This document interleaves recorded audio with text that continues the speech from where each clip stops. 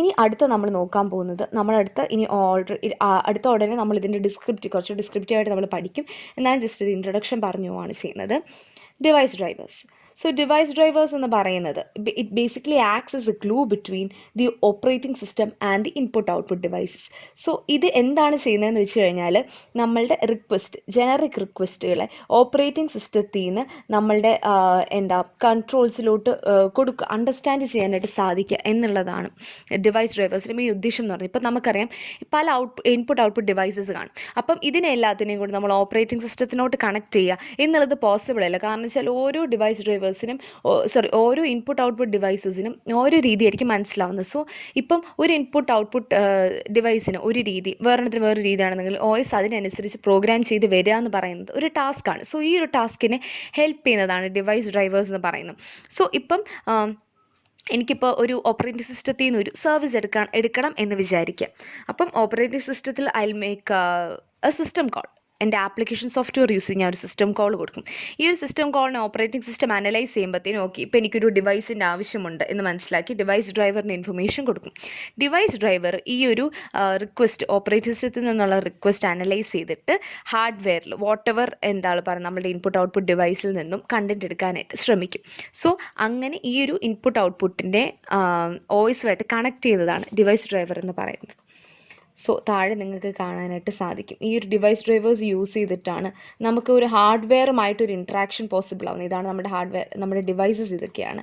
So interface use ചെയ്ത് ഇതുവരെയായിട്ടുള്ള interaction easy ആക്കുന്നത് device ഡ്രൈവേഴ്സാണ്. And അതിൽ നിന്നാണ് നമുക്ക് ഓപ്പറേറ്റിംഗ് സിസ്റ്റത്തിലോട്ട് നമുക്കിതിനെ കമ്മ്യൂണിക്കേറ്റ് ചെയ്യാനായിട്ട് സാധിക്കുന്നത്.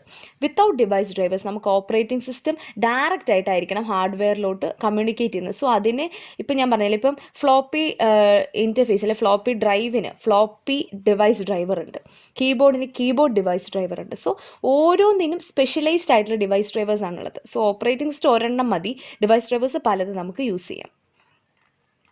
സോ ഇതെന്ന് പറയുമ്പോഴത്തേനും എഗെയിൻ ആ ഒരു ഓപ്പറേറ്റിംഗ് സിസ്റ്റം ഒരുപാട് ഡിസൈനിൽ എഫിഷ്യൻ്റ് ആവേണ്ട ആവശ്യമില്ല ഇൻപുട്ട് ഔട്ട്പുട്ട് ഡിവൈസസിനെ ഹാൻഡിൽ ചെയ്യാനായിട്ട്. ഇപ്പം ഇവിടെ നമ്മൾക്ക് ഡിവൈസ് ഇൻഡിപെൻഡൻറ്റ് റിക്വസ്റ്റ് ആയിരിക്കും നമ്മൾ എടുക്കുന്നത് ഓരോ device drivers from the operating system and they need to manipulate the hardware to fulfil the request അല്ലേ. ഇപ്പം ഓപ്പറേറ്റിംഗ് സിസ്റ്റത്തിൽ നിന്ന് ഇപ്പോൾ ആപ്ലിക്കേഷൻ സോഫ്റ്റ്വെയർ നമുക്ക് ഓപ്പറേറ്റിംഗ് സിസ്റ്റം നമ്മൾ കമ്മ്യൂണിക്കേറ്റ് ചെയ്യുന്നത്, അതിൽ നിന്ന് നമ്മൾ ഡിവൈസ് ഡ്രൈവേഴ്സിന് കൊടുക്കുന്നു. ഡിവൈസ് ഡ്രൈവേഴ്സാണ് ഹാർഡ്വെയറുമായിട്ട് കമ്മ്യൂണിക്കേറ്റ് ചെയ്യുന്നത്. സോ അതിൽ നിന്നുമാണ് ഈ ഒരു സെയിം പാത്ത് തിരിച്ച് ഫോളോ ചെയ്തായിരിക്കും നമ്മളുടെ എക്സിക്യൂഷൻ മൊത്തം നടക്കുന്നത്. സോ ഇതാണ് ഡിവൈസ് ഡ്രൈവേഴ്സിൻ്റെ ബേസിക് ഒരു ഐഡിയ എന്ന് പറയുന്നത്, ഒരു ബേസിക് വർക്കിംഗ് എന്ന് പറയുന്നത്. അപ്പം ഇതിൽ നിന്ന് നമുക്ക് എന്താണ് മനസ്സിലാക്കി, ഒരു clean separation of responsibilities device drivers ഉള്ളതുകൊണ്ട് തന്നെ ഓപ്പറേറ്റിംഗ് സിസ്റ്റത്തിൽ നമുക്ക് ഒരുപാട് ചേഞ്ചസ് വരുത്തേണ്ട ആവശ്യം ഇല്ല. നമുക്ക് ഇൻപുട്ട് ഔട്ട്പുട്ട് ഡിവൈസ് ഏതാണെന്നുണ്ടെങ്കിലും അതിന് സ്പെഷ്യലൈസ്ഡ് ആയിട്ടുള്ള രീതിയിൽ ഹാർഡ്വെയറുമായിട്ട് കമ്മ്യൂണിക്കേറ്റ് ചെയ്യാനായിട്ട് കേപ്പബിൾ ആയിട്ടുള്ള ഡിവൈസസിനെയാണ് ഡിവൈസ് ഡ്രൈവേഴ്സ് എന്ന് വിളിക്കുന്നത്. അടുത്ത് നമ്മൾ നോക്കാൻ പോകുന്നത് ടെക്സ്റ്റ് എഡിറ്റേഴ്സ് ആണ്. ടെക്സ്റ്റ് എഡിറ്റർ എന്ന് പറയുന്നത് from the name itself to എന്താണ് പറഞ്ഞാൽ modify a piece of text അല്ലെങ്കിൽ ഫോർ എഡിറ്റിംഗ് പ്ലെയിൻ ടെക്സ്റ്റ്, അതിനായിട്ടാണ് നമ്മൾ ടെക്സ്റ്റ് എഡിറ്റേഴ്സ് നമ്മൾ യൂസ് ചെയ്യുന്നത്. സോ ഈ ഒരു ടെക്സ്റ്റ് എഡിറ്റർ എന്ന് പറയുന്നത് നമ്മൾക്ക് പ്രൈമറി വാട്ട് എവർ നമുക്ക് ഇൻഫർമേഷനെ ഓർഗനൈസ് ചെയ്യാനും അതിനെ സ്റ്റഡി ചെയ്യാനും ഒക്കെ നമ്മൾ യൂസ് ചെയ്യുന്നതാണ് ടെക്സ്റ്റ് എഡിറ്റേഴ്സ്. ഇതിൻ്റെ ഫണ്ടമെൻ്റൽ ഫംഗ്ഷൻ എന്ന് പറയുന്നത് travelling, editing, viewing and display.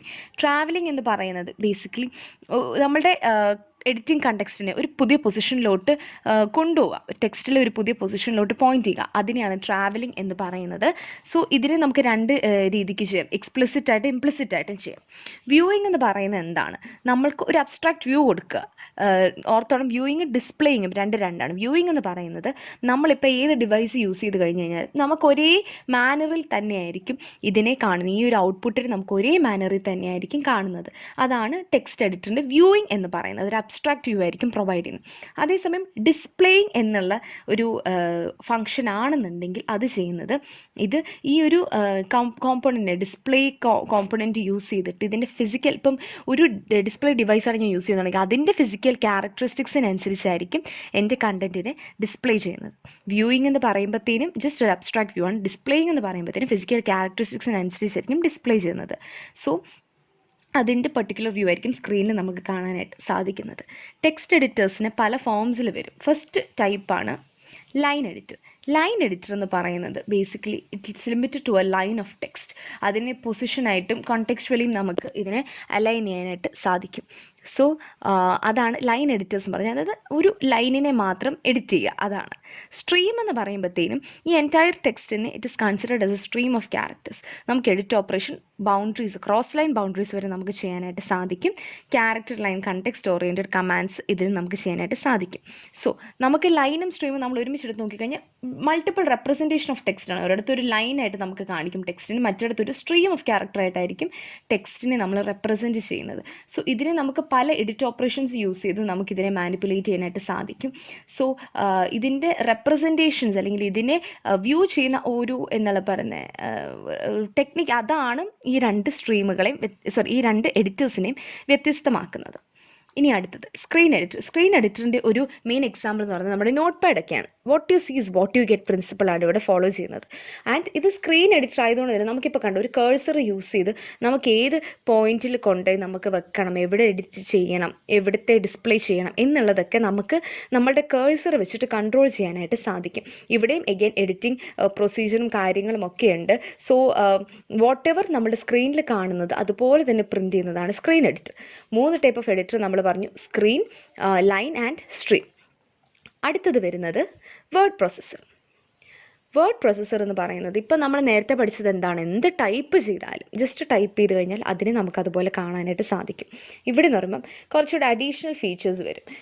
എന്താ, ഇപ്പം നമ്മളുടെ ഔട്ട്പുട്ടിനെ കുറച്ചുകൂടി ബ്യൂട്ടിഫുൾ ആക്കാനോ അല്ലെങ്കിൽ കുറച്ചുകൂടെ സ്ട്രക്ചേർഡ് ആക്കാനോ വരുന്ന കുറച്ച് ഫീച്ചേഴ്സ് കാണും. അഡീഷണൽ ഫീച്ചേഴ്സ് ഉള്ളതിനെയാണ് നമ്മൾ വേർഡ് പ്രോസസ്സർ എന്ന് പറയുന്നത്. അപ്പോൾ ഇവിടെ കണ്ടോ, സ്പെൽ ചെക്കിനുള്ള ഓപ്ഷൻ കാണും, ഒരു ടെക്സ്റ്റിനെ വേറൊരു ടെക്സ്റ്റുമായിട്ട് മേർജ് ചെയ്യുന്നത്, സെർച്ച് ചെയ്യുന്നത്, റീപ്ലേസ് ചെയ്യുക. അപ്പോൾ ഇത്രയും പറയുമ്പോൾ നിങ്ങൾക്ക് മനസ്സിലായി കാണും എന്താ, നമ്മുടെ മൈക്രോസോഫ്റ്റ് വേർഡ് ഒക്കെ ഒരു എക്സാമ്പിളാണ് വേർഡ് പ്രോസസ്സറിൻ്റെ.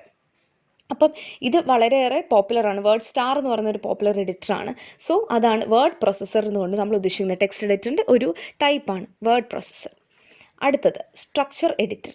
സ്ട്രക്ചർ എഡിറ്റർ എന്ന് പറയുന്നത് ബേസിക്കലി നമ്മൾ ഒരു ഇറ്റ്സ് ബേസിക്കലി നമ്മളുടെ ഒരു ഡോക്യുമെൻറ്റിൻ്റെ സ്ട്രക്ചറിനെ ഫോക്കസ് ചെയ്യുന്ന രീതിയിലാണ് സ്ട്രക്ചർ എഡിറ്റർ നിൽക്കുന്നത്. അതായത് ഇപ്പോൾ ഒരിക്കലും സ്പെസിഫിക് ഫംഗ്ഷൻ, ഒരു പ്രോഗ്രാമിംഗ് ഫയൽ ഒരു സ്പെസിഫിക് ഫംഗ്ഷൻ നമുക്ക് എഡിറ്റ് ചെയ്യണമെന്നുണ്ടെങ്കിൽ keeping the structure in mind, creating, modifying, editing ഒക്കെ ചെയ്യാനായിട്ട് സാധിക്കും. സോ ഇതിൽ വി എഡിറ്റേഴ്സ് ഓഫ് യുണിക്സ് അതൊരു എക്സാമ്പിളായിട്ട് നമ്മൾ ഇതിനകത്ത് ഡിസ്കസ് ചെയ്യുന്നുണ്ട്. സോ അതാണ് ടെക്സ്റ്റ് എഡിറ്റർ. ടെക്സ്റ്റ് എഡിറ്റർ നമ്മൾ പറഞ്ഞത് ഏതൊക്കെയാണ് ഫങ്ഷൻസ് ടെക്സ്റ്റ് എഡിറ്ററിൽ ചെയ്യാൻ പറ്റുന്നത് എന്നുള്ളത് പറഞ്ഞു. അതിൻ്റെ കൂട്ടത്തിൽ ഏതൊക്കെയാണ് ടൈപ്സ് ഓഫ് എഡിറ്റേഴ്സ് എന്നുള്ളത് നമ്മൾ പറഞ്ഞു. ഇനി അടുത്തത് മാക്രോ പ്രോസസ്സർ. മാക്രോ പ്രോസസ്സർ നമ്മൾ നോക്കുമ്പോഴത്തേനും നമ്മൾ അറിയേണ്ട കുറച്ച് ടേംസ് ഉണ്ട്. ആദ്യമേ മാക്രോ പ്രോസസ്സറിൽ നമ്മൾ ആദ്യമേ ഇൻട്രൊഡ്യൂസ്ഡ് ആവുന്ന ഫസ്റ്റ് ടേമാണ് മാക്രോസ്. മാക്രോസ് എന്ന് പറയുന്നത് മാക്രോ ഇൻസ്ട്രക്ഷൻസ് ആണ്. അതായത് എന്താണ് പറയുന്നത്, ഒരു ഗ്രൂപ്പ് ഓഫ് ഇൻസ്ട്രക്ഷൻ്റെ സിംഗിൾ ലൈൻ അബ്രിവേഷൻസിനെയാണ് നമ്മൾ മാക്രോ ഇൻസ്ട്രക്ഷൻസ് എന്ന് പറയുന്നത്. അപ്പം ഈ ഒരു മാക്രോസ് ആണ് ഫസ്റ്റ് ടേം നമ്മൾ മാക്രോ പ്രോസസ്സറിൽ പഠിക്കുന്നത്. ഇനി രണ്ടാമത്തെ ടേം എന്ന് പറയുന്നത് മാക്രോ ഡെഫിനിഷൻ. അതായത് ഇപ്പം നമ്മളൊരു പ്രോഗ്രാമിൽ നമ്മളിപ്പോൾ ഒരു സെറ്റ് ഓഫ് ഇൻസ്ട്രക്ഷൻസ് നമ്മൾ അബ്രിവേഷൻസ് ഡിഫൈൻ ചെയ്തു. ഈ അബ്രിവേഷൻസിനെ നമ്മൾ വീണ്ടും ഈ ഒരു അബ്രിവേഷൻസിനെ നമ്മൾ ഡിഫൈൻ ചെയ്തതിനെയാണ് മാക്രോ ഡെഫിനിഷൻ എന്ന് നമ്മൾ പറയുന്നത്. ഇതിനെ നമ്മൾ പല രീതിക്ക് നമുക്ക് യൂസ് ചെയ്യാം പ്രോഗ്രാമിൽ.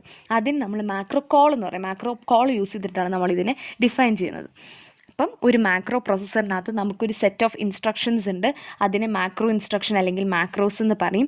ആ ഒരു സെറ്റ് ഓഫ് ഇൻസ്ട്രക്ഷൻ നമ്മൾക്കിപ്പോൾ ഒരു ഫംഗ്ഷനെ ഇപ്പം നമ്മളൊരു ഫംഗ്ഷനെ ഡിഫൈൻ ചെയ്യത്തില്ലേ, ഫംഗ്ഷൻ ഡിഫൈൻ ചെയ്യുക, ഫംഗ്ഷനെ കോൾ ചെയ്യും. അതുപോലെ തന്നെയാണ് ഇവിടെ ഒരു അബ്രിവേഷനെ നമ്മൾ ഡിഫൈൻ ചെയ്യുന്നു യൂസിങ് മാക്രോ ഡെഫിനിഷൻ. അതിനെ നമ്മൾ കോൾ ചെയ്യുന്നു യൂസിങ് മാക്രോ കോൾ. അപ്പം മാക്രോ പ്രോസസ്സറാണ് ഇത്രയും കാര്യങ്ങൾ നോക്കുന്നത്.